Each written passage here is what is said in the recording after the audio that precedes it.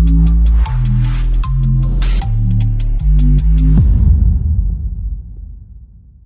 શહેરના પાંડેસરા વિસ્તારમાં મહાનગરપાલિકાની બેદરકારીનો વધુ એક કિસ્સો સામે આવ્યો છે।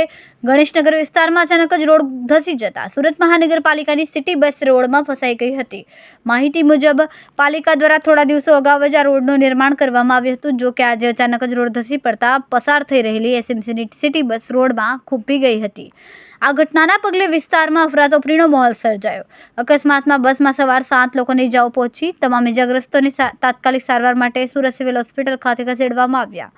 ઘટનાની જાણ થતાં સ્થાનિક લોકો અને તંત્રના અધિકારીઓ સ્થળ પર દોડી આવ્યા। રોડ ધસી પડવાની આ ઘટનાએ પાલિકાના કાયમી ગુણવત્તા સામે સવાલ ઊભા કર્યા છે।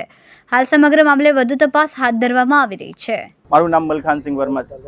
કયો વિસ્તાર છે અને કઈ રીતની ઘટના ઘટી છે? આ વડોદ વિસ્તાર છે, એસએમસી આવાસ। આ ઘટના એવું બની છે કે પેલા આપણે 3-4 દિવસથી રોડ વચ્ચે ખાડા પડેલું હતું ને પછી એસએમસી વાળા કઈ ધ્યાન આપતો ન હતું ને અહીંયા કોર્પોરેટ પર બનીને કોઈ ધ્યાન આપતો નથી। હવે તો 3-4 દિવસની પહેલાની વાત છે, પાણી ભરાતા હતા। હવે આજેની સવારની ઘટના છે 9 વાગ્યાની, એ પેલી એક સરકારી બસ આવીને એટલી સ્પીડ હતી, 40-45ની સ્પીડ હતી, આ ખાડા વચ્ચે પુરાઈ દીધા ને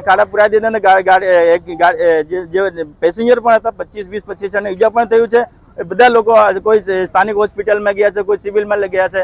આનું એટલું બધું લોકોનું વાગ્યું છે, એનું જવાબદાર કોણ? એસએમસી અને બસ માલિક। કેટલી બેદરકારી ગણાય છે? ખાડો પડ્યો છે અને બસ ત્યાંથી પસાર થાય છે, ડ્રાઈવરને ખબર નહીં પડી હતી ખાડો હોય? ડ્રાઈવર મને તો એમ હમણાંમાં આવે છે, ડ્રાઈવર કઈ લાપરવાહી પીધેલો પણ હતો ને પછી કંડક્ટર તો ભાગી પણ ગયા। આ લોકો એવો જ કરશે। આજની ને કેટલા જગ્યા ઉપર બનાવ બને છે બસ ઉપર। કેમેરામેન સેનલ વિરાણી સાથે વિશાલ છેઠા, માનવ પ્રભા ન્યૂઝ, સુરત।